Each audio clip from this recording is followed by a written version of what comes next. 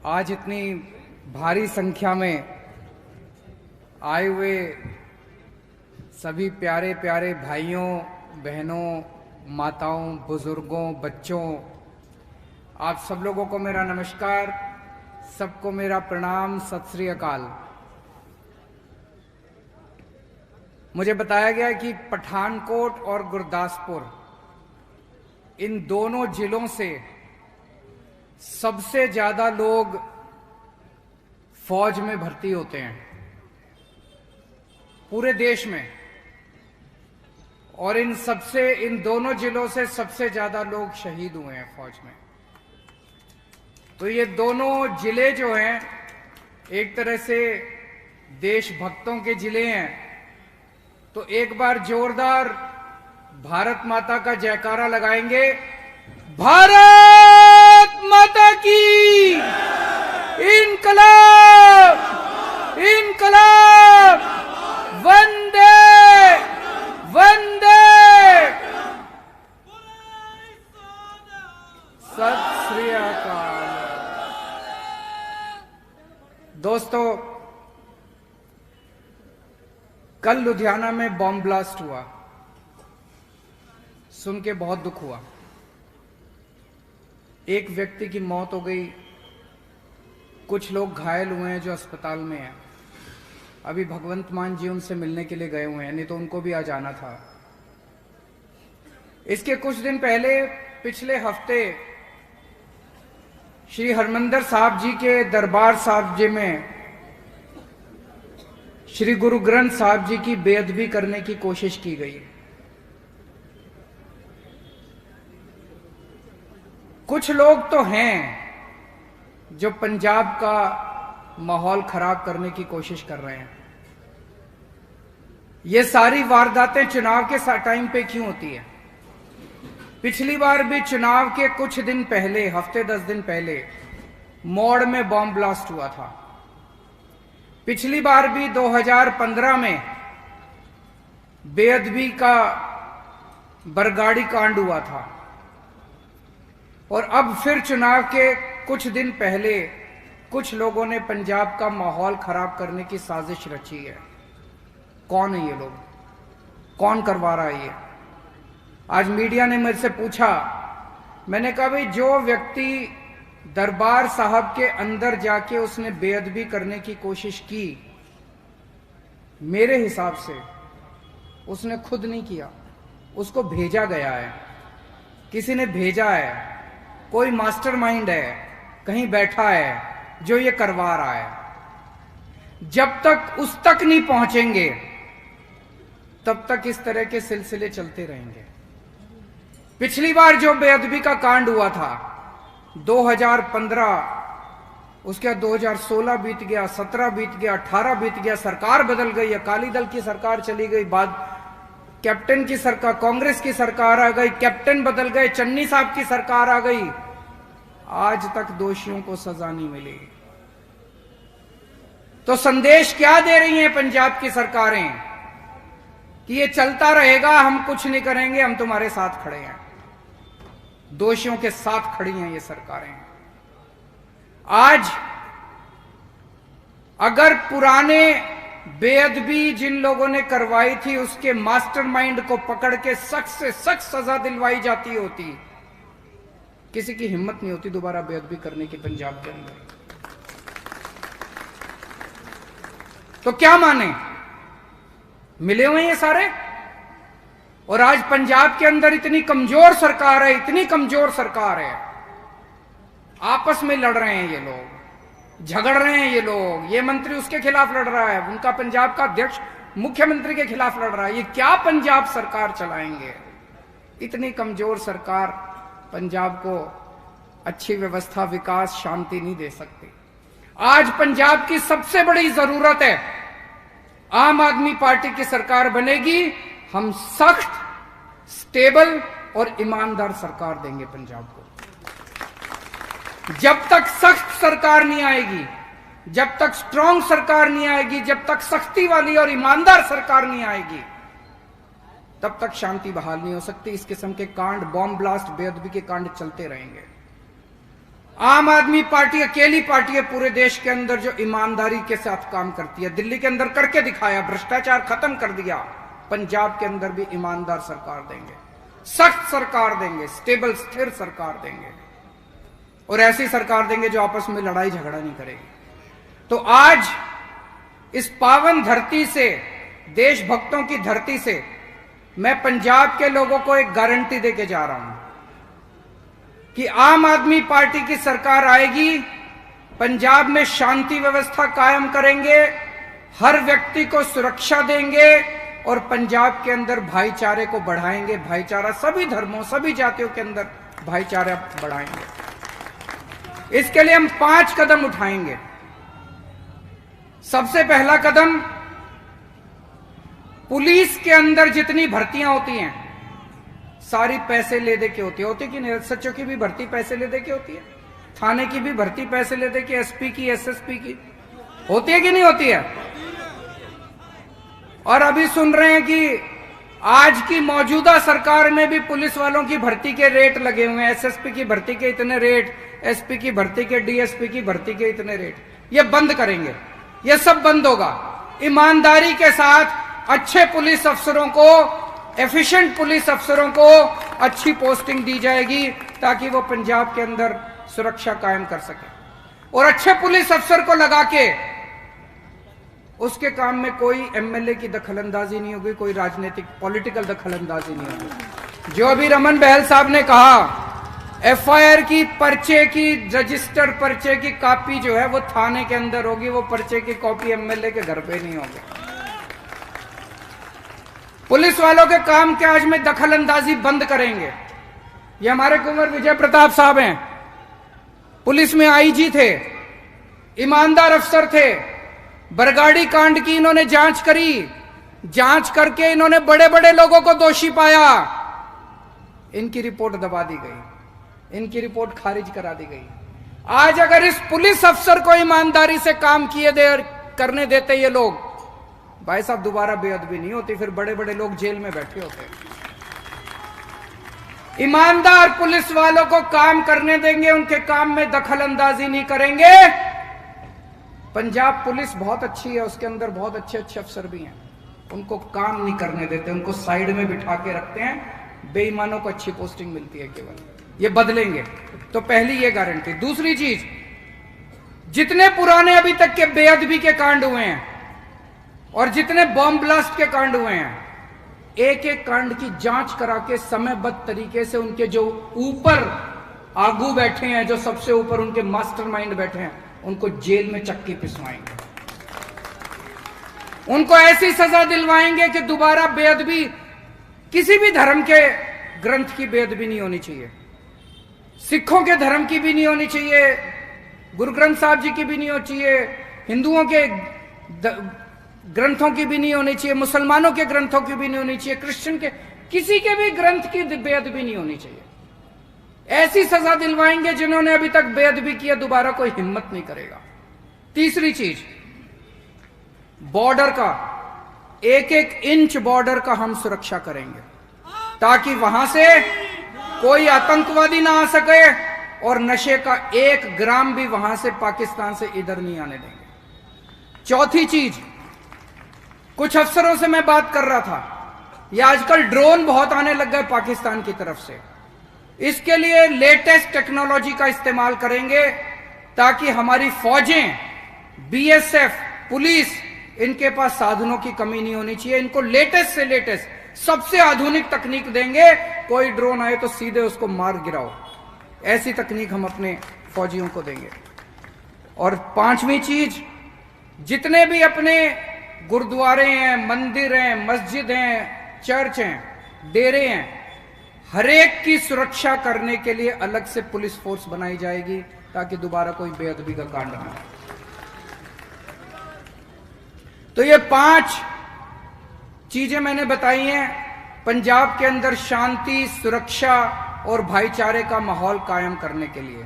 आज मैं पंजाब के लोगों को ये आश्वासन और गारंटी देके जा रहा हूं कि आम आदमी पार्टी की सरकार जो होगी, ईमानदार होगी, सशक्त होगी, स्ट्रांग होगी और पंजाब के अंदर शांति का माहौल कायम करेगी। पिछली बार 2017 के चुनाव में कांग्रेस के नेताओं ने गुटखे की कसम खाई थी कि उनकी सरकार बनेगी तो 1 महीने के अंदर नशा खत्म कर देंगे। नशा खत्म हुआ? बढ़ा है नशा, बढ़ा है नशा। हर पिंड के अंदर नशा आज भी बिक रहा है, घर घर के अंदर नशा है। हमारे यूथ, हमारे युवा, हमारे बच्चे या तो कनाडा चले गए और जो बच गए वो बेचारे नशे के अंदर डूब गए। आज पंजाब का युवा क्राइसिस के अंदर है। क्या हुआ इनका? 5 साल बाद अब जब दोबारा चुनाव आए हैं तो इन्होंने मजीठिया के खिलाफ एक पर्चा दाखिल कर दिया। 5 साल लग गए इनको एक पर्चा दाखिल करने में, और बब्बर शेर की तरह चिल्ला रहे हैं वो सिद्धू साहब और चन्नी साहब, हमने पर्चा कर दिया, हमने पर्चा कर दिया। हमने, अरे क्या कर दिया तुमने? एक पर्चा करने से पिंडों में ड्रग खत्म हो गई, नशा खत्म हो गया? मैं पूछना चाहता हूं, नशा बिकना बंद हो गया? वैसे ही नशा बिक रहा है। एक पर्चा करके चिल्ला रहे हैं, नौटंकी कर रहे हैं, राजनीति कर रहे हैं, जनता के साथ राजनीति कर रहे हैं, गंदी राजनीति कर रहे हैं। इसका मतलब इनका मकसद नशा दूर करना नहीं है, इनका मकसद दोबारा चुनाव में वोट बटोरना है। पूरे पंजाब में नशा फैला हुआ है, हर पिंड में नशा फैला हुआ है। तो इसका मतलब बहुत बड़े बड़े नशा बेचने वाले डीलर बैठे हैं, हर जिले में बैठे हैं, हर हल्के में बैठे हैं। उनको कौन पकड़ेगा? उनको नहीं पकड़ रहे। पूरे पंजाब के अंदर कितना नशे का स्टॉक पड़ा है? 1 ग्राम नशा सीज किया इन्होंने? दबोचा इन्होंने? नहीं दबोचा। एक फर्जी पर्चा करके नौटंकी कर रहे हैं, बब्बर शेर बने फिर रहे हैं। पर्चा कर दिया, पर्चा कर दिया, पर्चा कर दिया। आम आदमी पार्टी की सरकार आएगी, 6 महीने मांग रहा हूं आपसे, 6 महीने के अंदर पंजाब से नशा खत्म कर देंगे।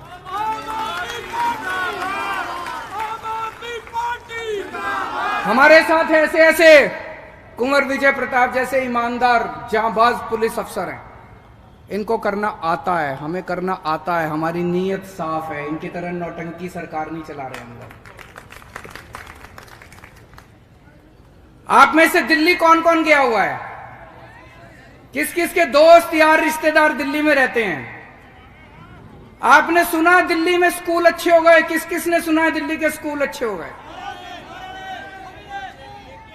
सरकारी स्कूल अच्छे हो गए दिल्ली के, शानदार।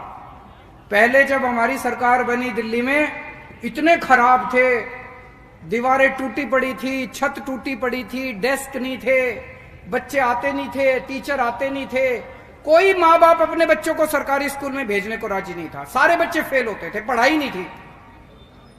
5 साल के अंदर आज शानदार हो गए सरकारी स्कूल। ये इसी बात से अंदाजा लगा लो, इतने शानदार, इतनी सारे सरकारी स्कूल तोड़ के हमने नई बिल्डिंग बना दी, शानदार बिल्डिंग। सरकारी स्कूलों में स्विमिंग पूल बना दिए। इस साल दिल्ली के सरकारी स्कूलों के नतीजे 99.7% नतीजे आए हैं। 99.7, 99.7%। कभी सुना भारत के इतिहास में, भारत के इतिहास में 99.7% नतीजे सरकारी स्कूलों के। प्राइवेट से बहुत ज्यादा नतीजे आए हमारे। इस साल 2.5 लाख बच्चों ने प्राइवेट स्कूल से नाम कटा के सरकारी स्कूल में नाम भर्ती कराया। मैं आपसे पूछना चाहता हूं, कभी भी आप पंजाब में अपने बच्चे को प्राइवेट स्कूल से हटा के सरकारी में दाखिल कराओगे? कभी नहीं कराओगे। सरकारी स्कूलों का बहुत बुरा हाल है, सरकारी स्कूलों का बहुत बुरा। कितने लोग चाहते हैं कि पंजाब के स्कूल भी दिल्ली जैसे अच्छे बनने चाहिए? बनने चाहिए, नहीं बनने चाहिए?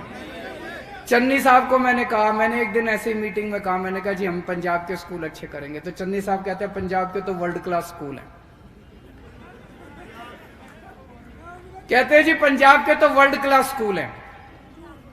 तो इसका मतलब उनकी कोई इच्छा नहीं है, अगर उनकी सरकार दोबारा आई तो ऐसे ही रहेंगे स्कूल। तो अगर अच्छे स्कूल चाहिए तो आम आदमी पार्टी को वोट दो, और अगर ऐसे ही स्कूल चाहिए तो कांग्रेस को वोट दे देना। मर्जी आपकी है, किसको वोट दोगे?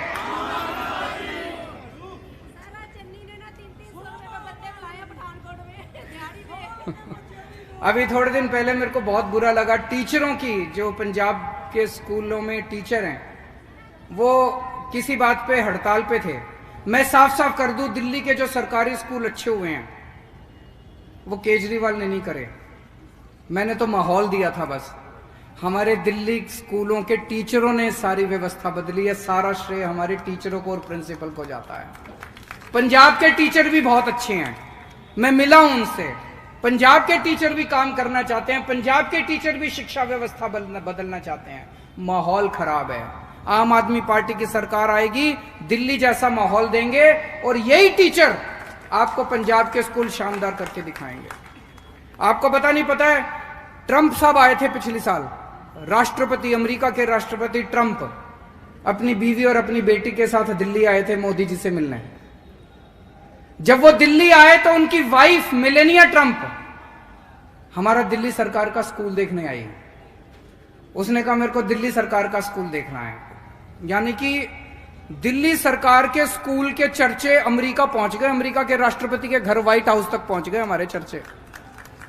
मेलेनिया ट्रंप पूरी दुनिया में किसी का स्कूल देखने नहीं गई, दिल्ली सरकार का स्कूल देखने दिल्ली आई थी। तो जब उसने कहा मैं दिल्ली सरकार का स्कूल देखूंगी, तो मोदी जी ने उसको बहुत समझाया। मोदी जी थोड़ा सा मेरे को पसंद नहीं करते, तो उन्होंने उनको बहुत समझाया कि भाई तुम केंद्र सरकार का स्कूल देख लो, बोली नहीं। उन्होंने कहा तुम प्राइवेट स्कूल देख लो, बोली नहीं। वो दिल्ली सरकार का स्कूल देखने के लिए आई।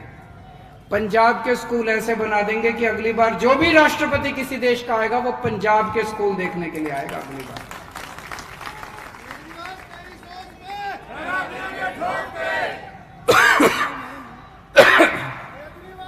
दिल्ली में हमने खूब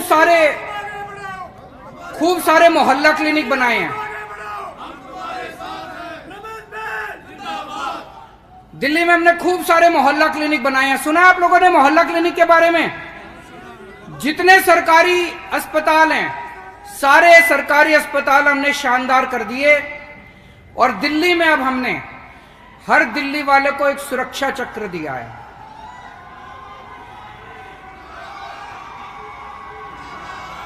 बहुत सारे लोग आ गए, बहुत भीड़ है, बहुत अच्छी बात है। सबका स्वागत है, तहे दिल से स्वागत है। खूब पीछे तक भीड़ है, अंदर तक आ गए सब लोग, बहुत अच्छा है।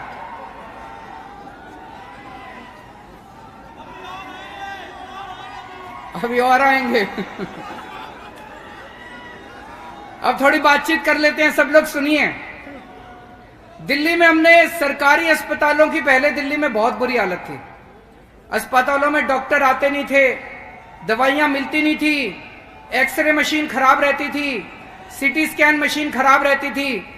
दिल्ली के सारे अस्पताल हमने प्राइवेट से भी ज्यादा अच्छे कर दिए। जितने मैक्स, फोर्टिस, अपोलो, इनसे भी ज्यादा अच्छे हो गए अब दिल्ली के सरकारी अस्पताल। और हमने दिल्ली के लोगों को एक सुरक्षा चक्र दिया है।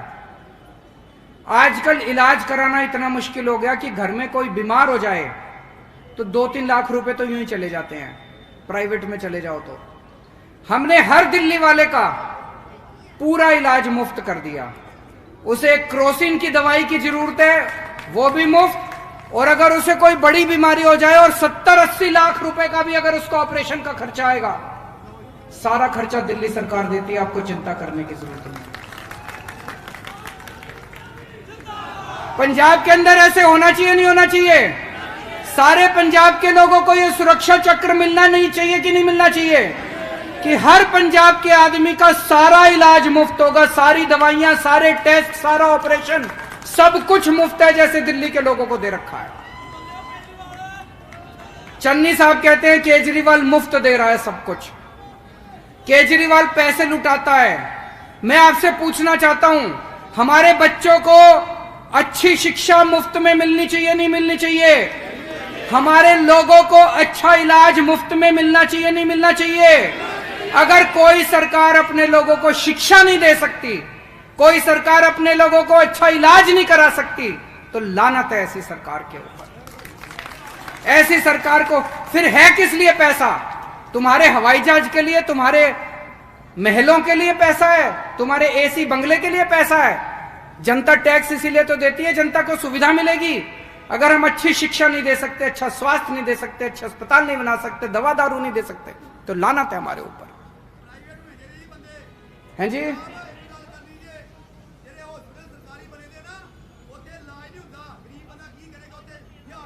हुन इलाज होगा जी, चिंता ना करो, हुन इलाज होगा। सरकारी अस्पतालों विच इलाज होगा, चिंता ना करो जी। दिल्ली में भी यही हाल था, दिल्ली में भी सरकारी अस्पतालों का बुरा हाल था। हमने करके दिखाया, हमारी नीयत साफ है और हमें करना आता है।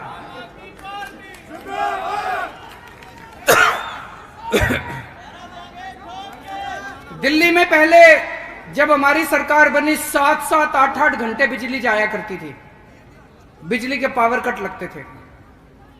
मेरे को 3-4 साल लगे, एक एक गली में जा जाके मैंने खड़े होके तार बदलवाए, ट्रांसफार्मर बदलवाए। आज दिल्ली में 24 घंटे बिजली आती है। मेरे को पता चला है पंजाब में भी लंबे लंबे पावर कट लगते हैं, बिजली जाती है नहीं जाती? 24 घंटे बिजली चाहिए नहीं चाहिए? हाथ खड़े करके बताना जिसको 24 घंटे बिजली चाहिए। जैसे दिल्ली में 24 घंटे बिजली करी, ऐसे पंजाब में भी 24 घंटे बिजली करेंगे। पहले बिजली के बिल खूब आया करते थे दिल्ली में, 5-5 हजार, 10-10 हजार रुपए। आज दिल्ली में बिजली मुफ्त मिलती है। मुफ्त मतलब मुफ्त, मुफ्त मतलब जीरो बिल आता है, जीरो। कई लोग यकीन नहीं करते, मैं सोच रहा था आज बिल लेके आऊंगा आपको दिखाने के लिए। जीरो बिल आता है जी दिल्ली में, जीरो बिल और 24 घंटे बिजली, चमत्कार। पंजाब में किस किस को जीरो बिल चाहिए बिजली के? ये टीवी वाले दिखा दो जरा सा। ये चन्नी साहब मेरे को रोज गालियां काटते हैं, केजरीवाल मुफ्त बिजली, मुफ्त बिजली। मुफ्त बिजली चाहिए ना? कह रहे केजरीवाल खजाना लुटा रहा है। मैं कहना चाहता हूं चन्नी साहब को 5000 यूनिट हर महीने बिजली मुफ्त। ये रे बिजली के बिल लेके आए हम। ये देखो, ये कोई राजवीर सिंह गोयात है, इसने 170 यूनिट बिजली इस्तेमाल करी, जीरो बिजली का बिल है। ये कोई पीपीटी तनेजा है, इसने 180 यूनिट बिजली इस्तेमाल करी, इसका भी जीरो।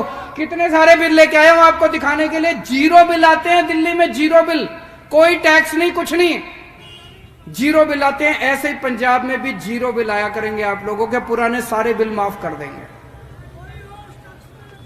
वो कहते हैं, ये नेता चन्नी साहब कहते हैं कि ऐसे बिजली मुफ्त नहीं देनी चाहिए। चन्नी साहब को हर महीने 5000 यूनिट बिजली मुफ्त मिलती है, हर महीने। आपको बिजली मुफ्त मिले तो ठीक है, जनता को 300 यूनिट बिजली मुफ्त मिल जाए तो आपको मिर्ची लगती है, आपको बड़ी तकलीफ होती है अगर जनता को 300 यूनिट बिजली मुफ्त मिल जाए। मैंने कसम खाई है, जो जो चीजें इन नेताओं को मुफ्त मिलती है सारी मैं जनता को भी मुफ्त दिलवाऊंगा।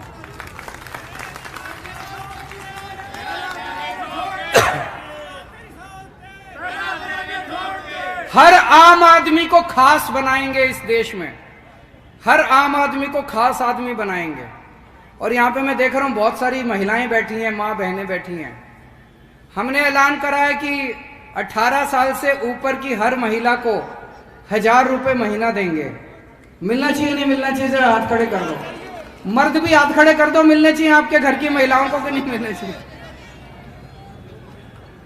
एक नेता आपका पंजाब का कहता है कि महिलाओं को अगर 1000 रुपए दिए तो महिलाएं बिगड़ जाएंगी। बताओ जी, बिगड़ जाओगे क्या?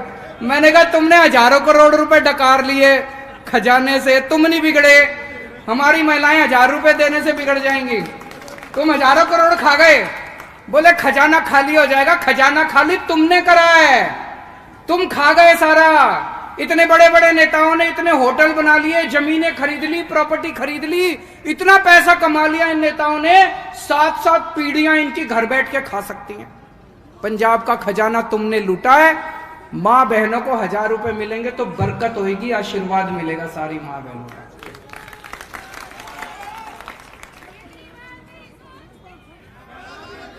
आजकल चन्नी साहब मेरे साथ कंपटीशन कर रहे हैं, कहते हैं कि केजरीवाल आम आदमी थोड़ी है, मैं हूं आम आदमी, मेरे को गिल्ली डंडा खेलना आता है। केजरीवाल को आता है क्या गिल्ली डंडा खेलना? एक इंटरव्यू में बोले केजरीवाल मेरे को कंचे खेलने आते हैं। केजरीवाल को आते हैं क्या कंचे खेलने? एक इंटरव्यू में बोले मेरे को गाय का दूध निकालना आता है। केजरीवाल को आता है क्या गाय का दूध निकालना? मैं आम आदमी हूं। मैं चन्नी साहब को कहना चाहता हूं, चन्नी साहब मेरे को गिल्ली डंडा खेलना नहीं आता, मेरे को स्कूल बनवाने आते हैं। मेरे को कंचे खेलने नहीं आते, मेरे को अस्पताल बनवाने आते हैं। मेरे को गाय का दूध निकालना नहीं आता, मेरे को जनता को फ्री बिजली देनी आती है, 24 घंटे बिजली देनी आती है। अब पंजाब की जनता तय कर ले कि उनको गिल्ली डंडा खेलने वाली सरकार चाहिए कि स्कूल अस्पताल बनाने वाली सरकार चाहिए।